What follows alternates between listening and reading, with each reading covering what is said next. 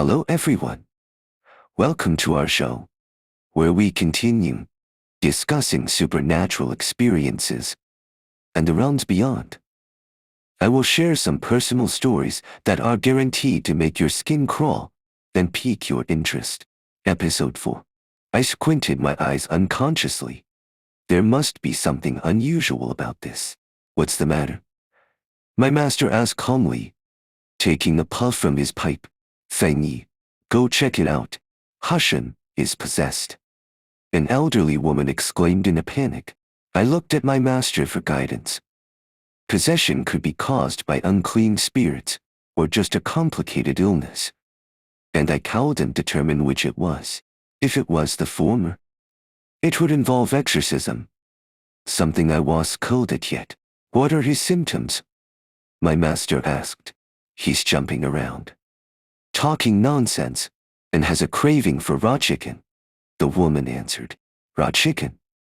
I was curious. Liking chicken was suspicious. I liked it too. He eats it raw. Her words crushed my previous thoughts.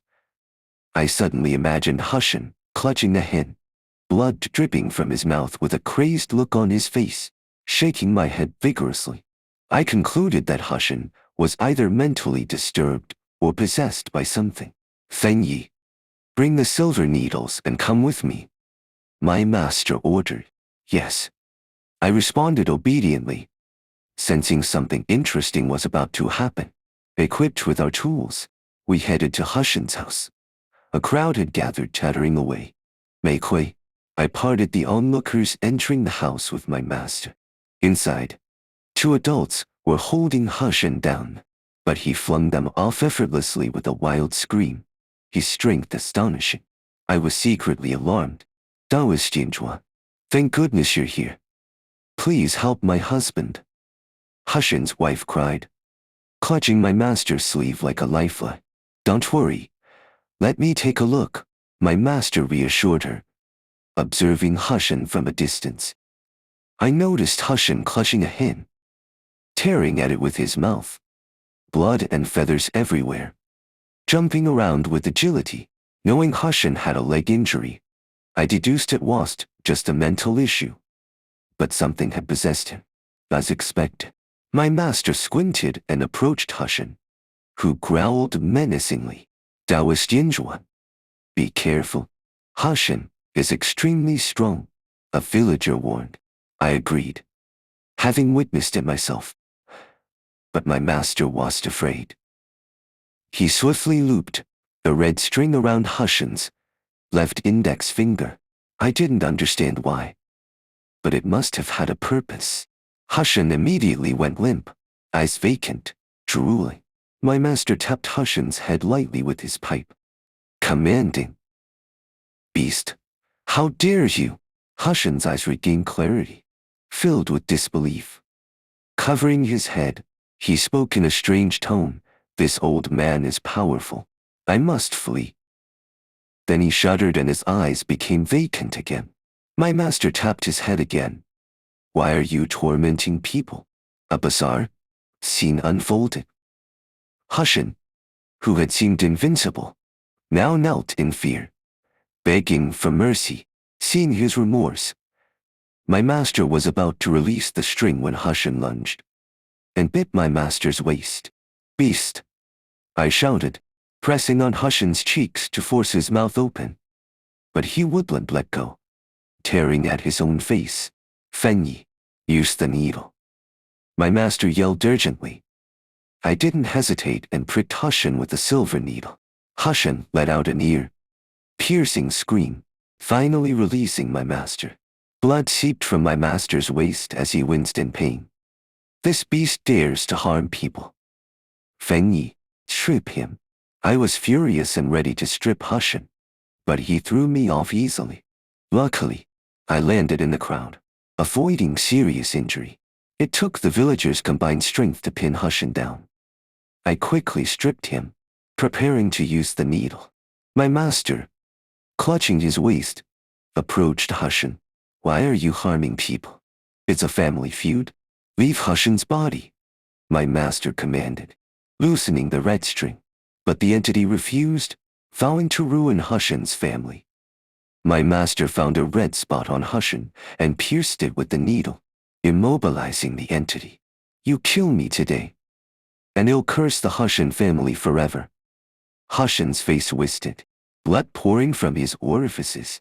His scream almost deafened me.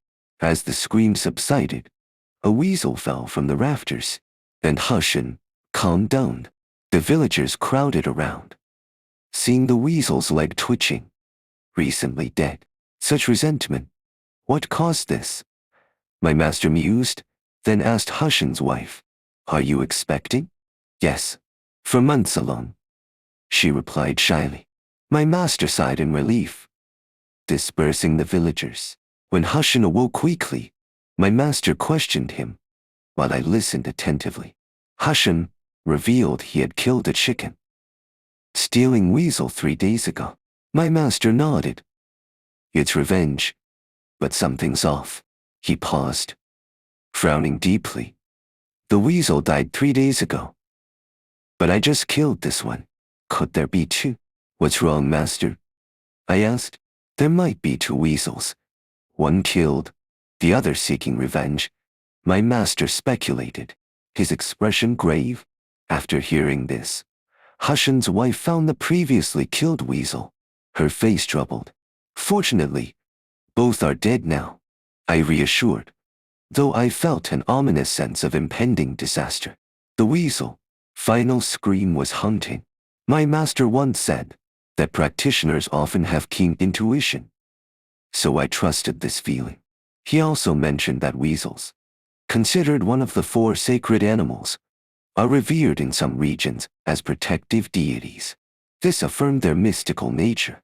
Several months later, I saw Hushin's wife heavily pregnant again. Mrs. Who? Is this your second child? I asked.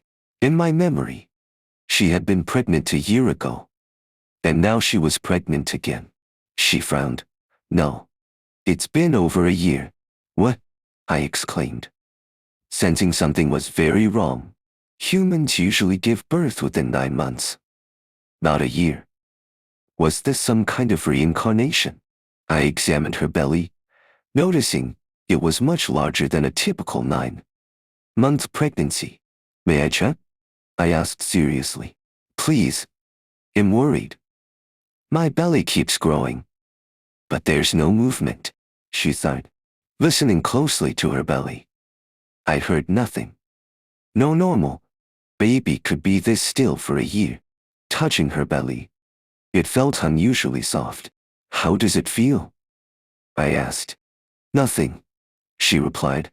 This was alarming. Can you lift your shirt? I requested.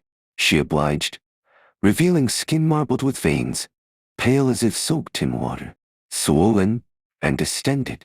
It looked ready to burst. Touching it, I asked again. Nothing. Nothing, she confirmed. This was beyond strange. Did you see a doctor? The village doctor said it was fine, she answered. Incompetent, I cursed, taking her to our temple. My master was away on a journey, and her condition cowled and weight. I prepared a purifying charm, burning it in water for her to drink. She convulsed, screamed, and fell, her belly writhing and emitting eerie sounds, sweating profusely. I feared her belly might explode. She vomited black water, the stench unbearable, until her belly shrank by half. She fainted, blood oozing from her abdomen where the skin had torn from the pressure. Let's get you to the hospital, I said urgently. I believed her child was not ordinary. The black water must be the cause of her condition, and it had to be expelled. Soon, Hushin arrived, and we rushed to the hospital, traveling cautiously on rough roads. Fengyi, what's happening? Hushin asked, worried.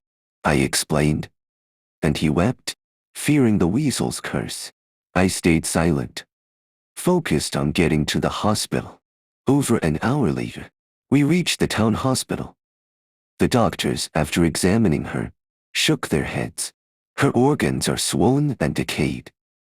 There's no saving her, one doctor said, but she's still breathing. I protested, feeling guilty. If I hadn't given her the purifying water, she might have lived longer. Let's check the baby, the doctor suggested. Reluctantly, Hushin agreed, and we waited for the results. What the scan revealed was shocking. Want to know what the scan showed? Stay tuned for episode 5.